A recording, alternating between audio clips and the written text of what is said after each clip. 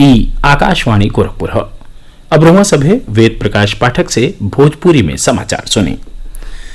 प्रदेश सरकार पूर्णबंदी के दौरान देश के अलग अलग हिस्सन से राज्य में वापिस आ रहल प्रवासी कामगारन खातिर प्रवासी राहत मित्र ऐप शुरू कैले है। हमारे संवाददाता बतौले हमें कि यह बहुउद्देशीय ऐप के मदद से प्रवासी कामगारन के सरकारी योजना के लाभ मिली। यह ऐप के राज्य सरकार के राजस्व विभाग संयुक्त राष्ट्र विकास कार्यक्रम UNDP के सहयोग से तैयार कैले हवे और एकरे जरिए प्रवासी मजूरन से जुड़ल हर आंकड़ा इकट्ठा कैल जाई। यह ऐप में आश्रय गृह में रह रहल लोगन के पुरहर जानकारी हुई और सतही ओह प्रवासी कामगारन के आंकड़ों रही जे दूसरे राज्य से अइले के बाद अपने घरे में रह रहल हमें। ऐप में प्रवासियों से जुड़ल सामान्य जानकारी जैसे नाम, शिक्षा, अस्थायी और अस्थायी पता, बैंक अकाउंट का जानकारी, कोरोना से जुड़ल स्क्रीनिंग के हालत और अबले कैल गईल काम का अनुभव सूचीबद्ध कैल जाई।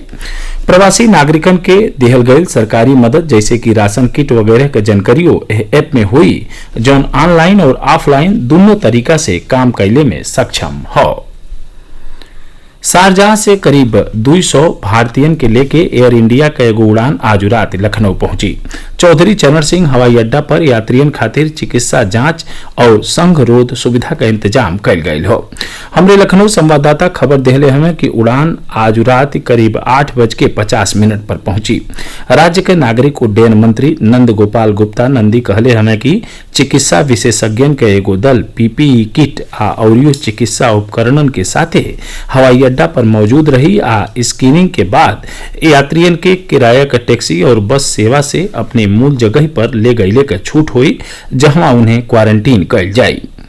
उड़ान से आयल यात्रियन के लखनऊ में चाहे तो सरकारी केंद्रन में चाहे फिर किराया के होटल में उचित राशि दे के 14 दिन खातिर रखले का विकल्प हुई।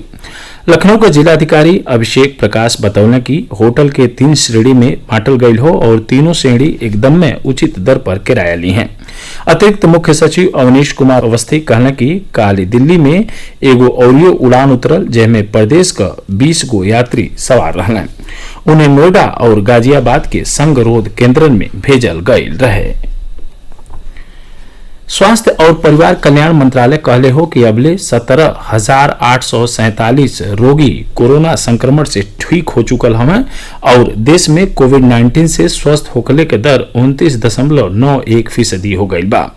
पिछला 24 घंटा के दौरान यह महामारी से 95 लोगन के मौत हो गई। मृतकन का कुल संख्या 1,981 हो गई हो। पिछला 24 घंटा के दौरान देश में 3,320 लोगन में संक्रमण का पुष्टि भयल। केंद्रीय खाद्य और सार्वजनिक वितरण मंत्री रामविलास पासवान कहले हमें कि प्रधानमंत्री गरीब कल्याण अन्न योजना के तहत देश भर में करीब 80 करोड़ लोगन के निःशुल्क अनाज और दाल उपलब्ध करौले का व्यापक कार्यक्रम चलावल जा रहा हो।